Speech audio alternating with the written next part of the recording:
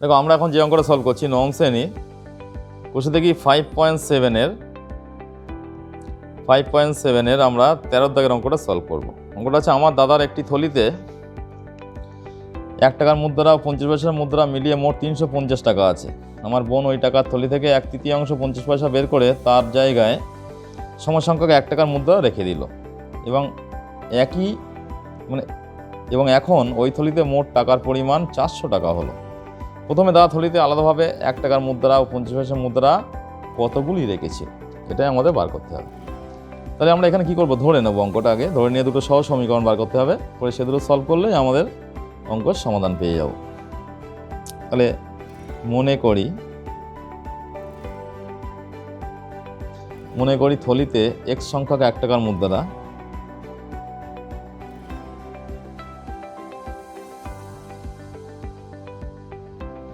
x সংখ্যক 1 টাকার মুদ্রা ও y সংখ্যক 50 পয়সার মুদ্রা ছিল।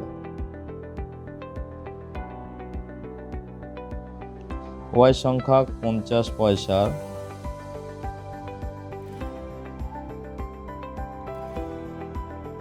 মুদ্রা ছিল, এটা আমরা ধরে নিলাম।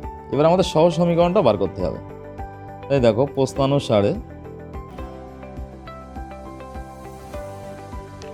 কি হবে, তাহলে সমীকরণ দুটো বার করছি। দেখো x প্লাস ওয়াই বাই 2, এখানে বলা আছে যে 1 টাকার মুদ্রা 50 পয়সার মুদ্রা মিলিয়ে মোট 350 টাকা। তাহলে 1 টাকার মুদ্রা x, 50 পয়সার মুদ্রা মানে ওয়াই বাই 2 মিলিয়ে মোট কত, 350 টাকা। এটাকে আমরা লসাগু করছি, এখানে 2 লসাগু করলাম, তাহলে 2x প্লাস ওয়াই সমান 350। এর থেকে আমরা ওয়াই এর মানটা বার করব,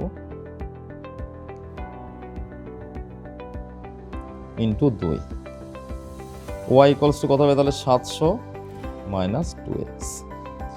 এটা হচ্ছে আমাদের 1 নম্বর সমীকরণ। আর একটা সমীকরণ বার করছি। দেখো পরবর্তী শর্ত বলা আছে যে ওই থলি থেকে আমার বোন ওই টাকার থলি থেকে 1/3 50 পয়সা বের করে তার জায়গায় সমসংখ্যক 1 টাকার মুদ্রা রেখে দিল।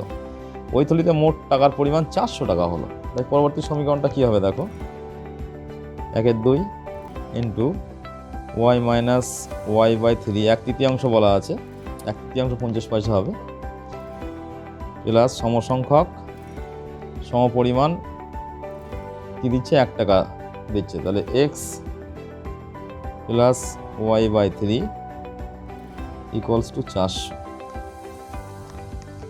বা দিয়ে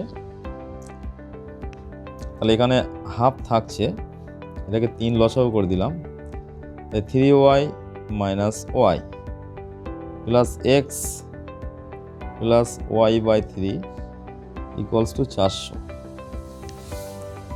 এবার কি করতে হবে, দেখো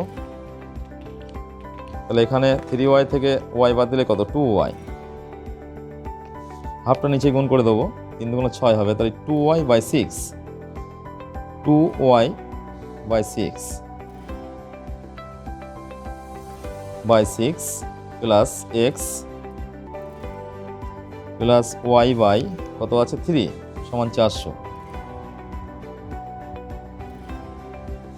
তাহলে এখান থেকে দেখো আরেকবার দেখে নিই, 2y by 3 half into 2y by 3, এটা 3 দুগুণ 6 করে দিয়েছি, plus x plus y by 3 সমান 400। সমীকরণটা পেয়ে গেছি, এটাকে সলভ করব। এটাকে আবার লসাগু করছি আমরা। এখানে যদি আমরা 6 লসাগু করে নিই, 6 লসাগু হবে, তাই 2y প্লাস নিচে 1, তাহলে 6x প্লাস 2y সমান 400। তাই কী দাঁড়াচ্ছে, 4y প্লাস 6x সমান 4 6 2400। 4y প্লাস 6x সমান কত হলো, 2400। এবারে আমরা ওয়াই যে মানটা বার করেছিলাম এখানে বসিয়ে দেবো। ওয়াইয়ের মানটা কত ছিল, 700 মাইনাস 2x। তাহলে ওয়াইয়ের স্থানে বসিয়ে দিচ্ছি আমরা 700 মাইনাস 2x, পাশে প্লাস 6x আছে অলরেডি, 2400, 4 7 2800 আমরা গুণ করে দিচ্ছি 4 দিয়ে, মাইনাস 8x প্লাস 6x সমান 2400।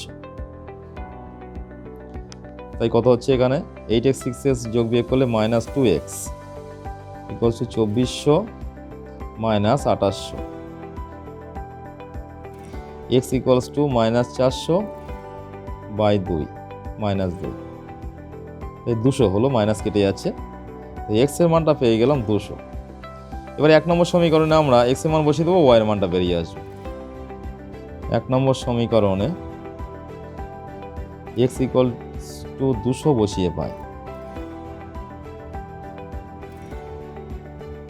কত হবে তাহলে y সমান 1 নম্বর সমীকরণটা কি আছে দেখো, y সমান 700 মাইনাস 2x, তাহলে y equals to 700 minus 2 into x এর মান 200, কত হচ্ছে 700 মাইনাস 400 সমান 300 পেয়ে গেলাম। তাহলে x এর মান পেয়ে গেছি 200, y এর মান পেয়ে গেছি 300। তাহলে কি কি ছিল এবার পেয়ে গেলাম আমরা। অতএব থলিতে 200টি 1 টাকার মুদ্রা, 200টি 1 টাকার